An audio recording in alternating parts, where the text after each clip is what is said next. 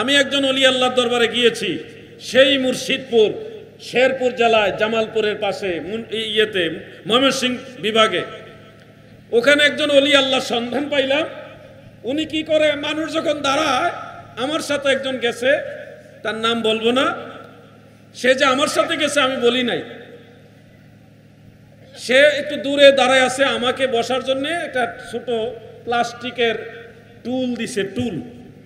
আমার সাথে মাওলানা সৈয়দ হাসান আল আজহারি সাহেব, আমরা দুইজনকে প্লাস্টিকের টুল দিছে। আর ওই পীর সাহেব হুজুর নিজে একেবারে নর্মাল একটা জায়গায় বসছে। ওনার গায়ের পাঞ্জাবির যে মূল্য, আমার হুজুরের এই কাপড়টা অনেক দামি, ওটা আরো সস্তা কাপড়, একেবারে নর্মাল একটা কাপড়।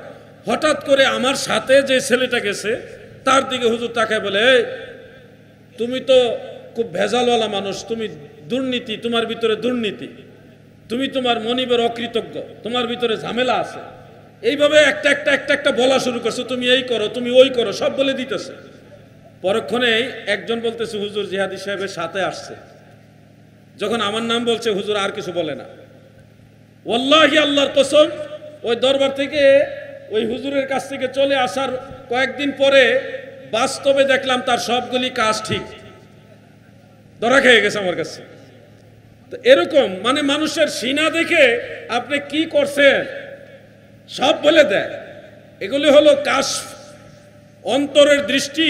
কিছু কিছু মানুষের, কিছু কিছু আল্লাহওয়ালা বান্দার খোলা থাকে, যারা এই অন্তরের দৃষ্টি দিয়ে মানুষের সেই তাকদীর পর্যন্ত দেখতে পায়, লৌহে মাহফুজ পর্যন্ত দেখে।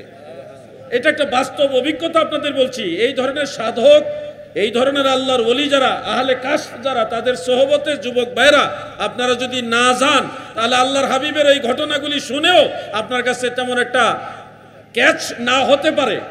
আমি শুধু বলবো, বোঝার জন্য ওলি আল্লাহদের সোহবতে যান।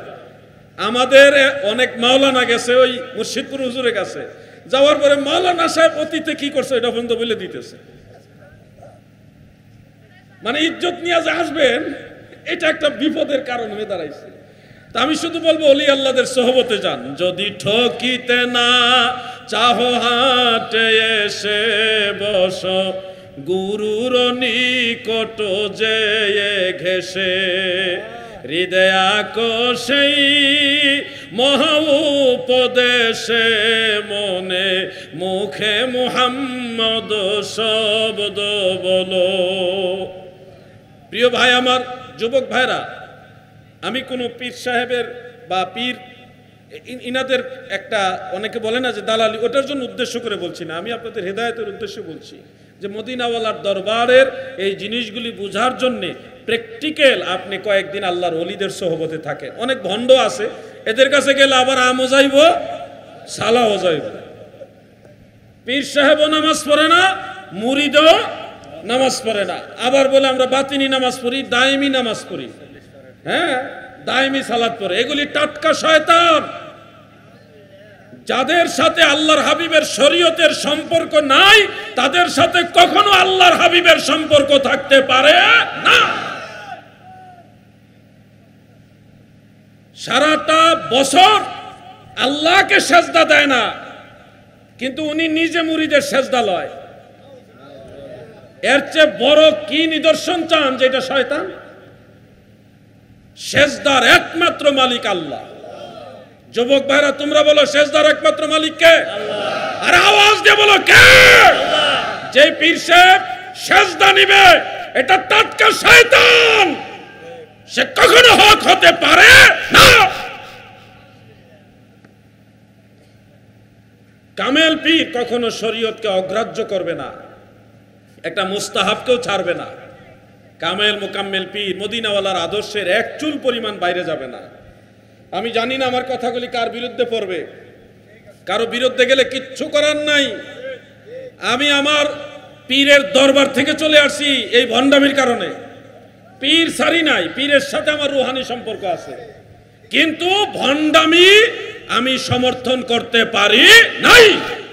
আমি আগেও বলেছি, এখনো বলছি, 7 রাজার ধন ছেড়ে দেব, আকাশ চুম্বি স্বর্ণের পাহাড় দিলে ওটাও ছেড়ে দিব, কিন্তু মদিনাওয়ালার কদম মোবারক ছাড়বো না।